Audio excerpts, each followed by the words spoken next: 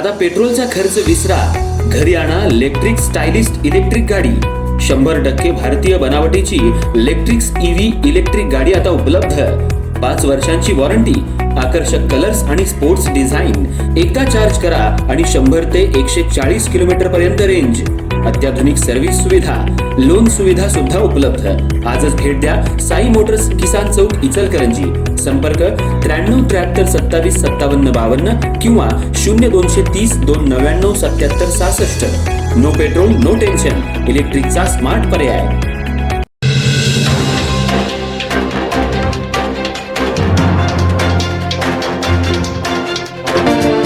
इचलकरंजी शहरात आज कोल्हापूर जिल्हा घर कामगार संघटनेच्या वतीनं आंतरराष्ट्रीय घरेलू कामगार दिनानिमित्त जिल्ह्यातील घरेलू कामगारांच्या विविध प्रलंबित प्रश्न आणि मागण्यांकडे शासनाचं लक्ष वेधण्यासाठी अप्पर तहसीलदार कार्यालयात निवेदन देण्यात आलं। यावेळी घरेलू कामगारांना सामाजिक सुरक्षा, किमान वेतन, कल्याणकारी योजनांचा लाभ आणि सन्मानजनक कामाच्या अटी उपलब्ध करून देण्याची मागणी करण्यात आली। संघटनेनं राज्य शासनाकडे घरेलू कामगारांसाठी किमान वेतन आणि आठवड्याची साप्ताहिक सुट्टी जाहीर करणाऱ्या अधिसूचना तातडीनं प्रसिद्ध करण्याची मागणी केली।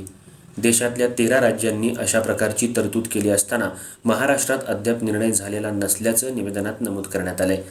त्याचबरोबर महाराष्ट्र घरेलू कामगार कल्याणकारी मंडळाच्या कामकाजात सुधारणा करण्याची गरज व्यक्त करत मंडळावर घरेलू कामगार संघटनांच्या प्रतिनिधींना स्थान देण्याची मागणी करण्यात आली। मंडळासाठी किमान 100 कोटी रुपयांची अर्थसंकल्पीय तरतूद करून शिष्यवृत्ती, वृद्धापकाळ पेन्शन, मातृत्व लाभ वाढवणे यांसारख्या नवीन कल्याणकारी योजना सुरू कराव्यात अशी मागणी करण्यात आली।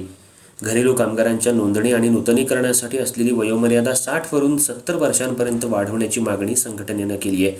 अनेक महिला आर्थिक गरजेमुळे 70 ते 75 वर्षांपर्यंत काम करत असल्यानं त्यांना मंडळाच्या योजनांपासून वंचित ठेवणं अन्यायकारक असल्याचं संघटनेचं म्हणणं आहे।